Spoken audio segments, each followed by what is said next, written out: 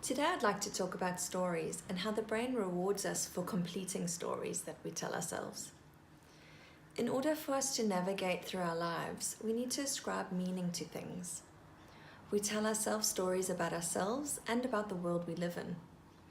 Stories are patterns. The brain recognizes the familiar pattern of beginning, middle, end as a structure of a story, and it rewards us for clearing up any ambiguity about that story. If you think of a song, it needs to have an ending or some resolve in order for us to enjoy it. Or you might have watched a movie which ends quite abruptly, and it leaves you often feeling really confused because you don't feel like you've gained any closure with regards to the characters in that movie. It feels uncomfortable. There's no clear ending. Research shows we get a dopamine hit when we recognize and complete patterns. We automatically search for meaning, and if there is a lack of information in a story that we tell ourselves, then we will try to fill in those gaps to complete that pattern. An example of this could be if you bought a new shirt and you decide to wear it. You're not that comfortable in it, but you decide to wear it nonetheless, and you go and catch your bus on your way to work.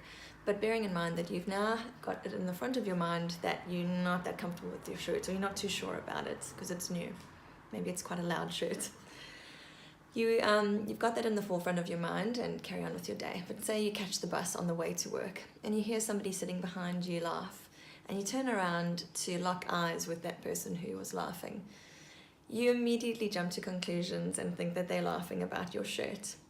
This doesn't make you feel good, and you probably berate yourself for wearing that shirt, and I'm sure it stays with you. Usually it will stay with you throughout the day. You'll be extremely conscious of that shirt. Our brains especially like it if the story can give us more insight into how to protect ourselves and secure our survival. Therefore, we tend to fill in the gaps with information developed from our own insecurities.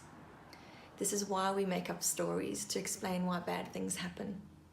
If we know the cause, next time we can plan accordingly to avoid that situation altogether. Unfortunately, even though we honestly believe them to be true, the stories we make up are usually inaccurate. The problem is we don't have to be right to get this dopamine hit. We just need to think we're right. Certainty matters more than accuracy. So even very negative, self-deprecating stories provides a physiological reward.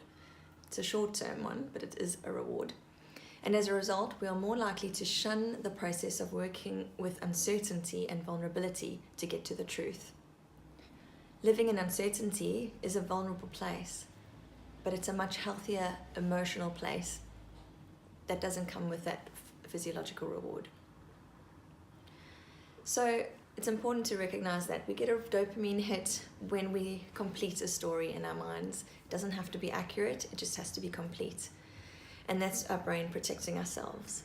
The problem with this is that we often complete stories based on our own insecurities. So therefore, we are living a life based on the stories that we tell ourselves, and those stories are often inaccurate. So we're living this illusion of in an anxious space, in an illusion of what our world really is.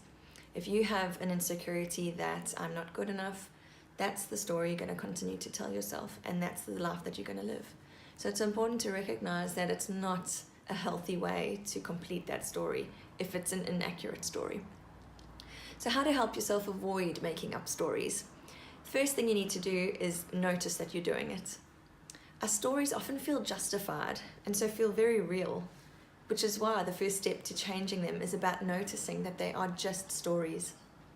Say to yourself, the story I'm making up is.